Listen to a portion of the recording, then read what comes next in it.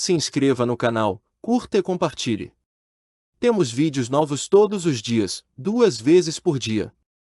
A Casa das Sombras, São Tomé das Letras. Era uma tarde fria e nebulosa quando cheguei a São Tomé das Letras.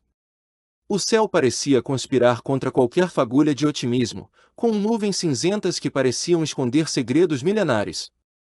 Minha curiosidade foi atiçada por uma casa antiga no alto de um morro, conhecida pelos moradores como a Casa das Sombras.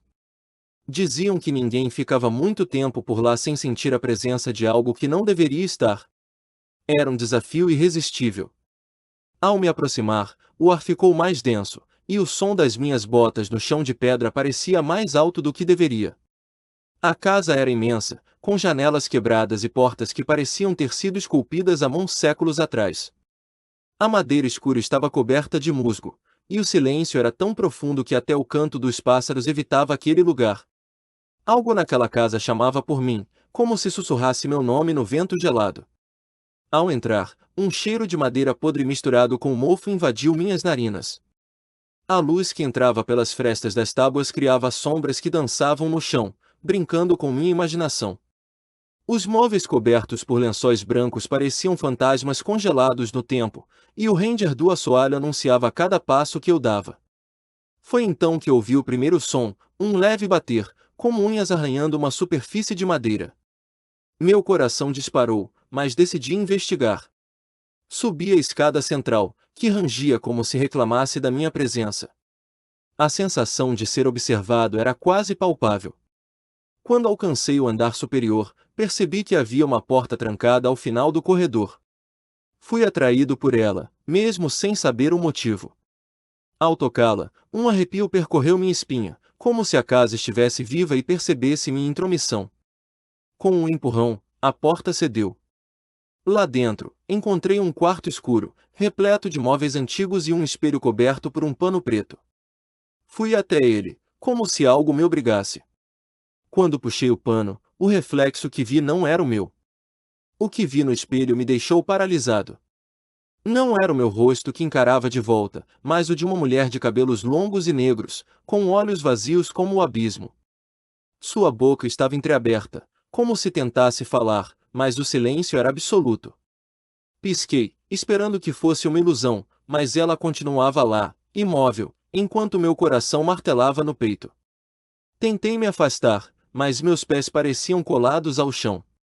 A mulher começou a se mover dentro do espelho, estendendo uma mão esquelética em minha direção. Não conseguia gritar, mas o desespero era sufocante. Num impulso, cobri o espelho novamente e me joguei para trás, caindo sobre uma cadeira velha que se quebrou sob o peso do meu corpo. Enquanto me levantava, ouvi passos no corredor. Estava sozinho, ou ao menos deveria estar. Peguei meu celular para iluminar o caminho de volta, mas a luz começou a piscar, como se algo interferisse com o aparelho. O barulho de passos aumentou, agora ecoando como se várias pessoas caminhassem ao meu redor. Corri para a escada, mas antes de alcançá-la, algo me segurou pelo ombro. Olhei para trás e não havia ninguém. Minha mente oscilava entre o pânico e a incredulidade, enquanto a sensação de ser tocado ainda queimava em minha pele. Desci as escadas tropeçando, e ao alcançar a sala principal, vi que a porta por onde havia entrado estava trancada. Comecei a ouvir vozes ao meu redor, murmúrios que pareciam vir de todos os cantos. Elas diziam meu nome, num tom baixo e gutural. Meus olhos percorreram o ambiente até que percebi algo se movendo no canto da sala, uma sombra, que parecia crescer e ganhar forma. A sombra tomou a forma de uma figura alta e encapuzada, sem rosto, mas com uma presença opressora. Senti o ar ser sugado dos meus pulmões, como se aquela entidade estivesse drenando minha energia. Caí de joelhos, tentando entender o que estava acontecendo. Foi então que uma voz profunda ecoou pela sala, dizendo: "Você não deveria estar aqui." De repente, as portas e janelas começaram a bater violentamente, como se a casa inteira estivesse viva. A figura encapuzada avançava lentamente em minha direção, enquanto as vozes continuavam a sussurrar, cada vez mais alto, até se transformarem em gritos ensurdecedores. Tapei os ouvidos, mas não adiantava. Num último esforço, corri para a porta e comecei a socá-la, implorando para sair. A sombra parou a poucos metros de mim, levantando uma mão esquelética. Senti uma força invisível me empurrar para trás, como se estivesse sendo esmagado por algo imenso e pesado. Fechei os olhos, esperando pelo pior. Quando os abri novamente, estava do lado de fora da casa. O céu estava claro, e o vento soprava suavemente, como se nada tivesse acontecido. Virei-me para olhar para a casa, mas ela estava diferente.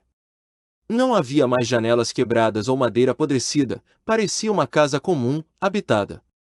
Os moradores da cidade dizem que ninguém fica muito tempo na Casa das Sombras sem levar algo consigo. Ainda hoje, às vezes, ouço os sussurros à noite, e vejo reflexos que não deveriam estar lá. Talvez a casa tenha me deixado ir, mas uma parte dela ainda vive dentro de mim.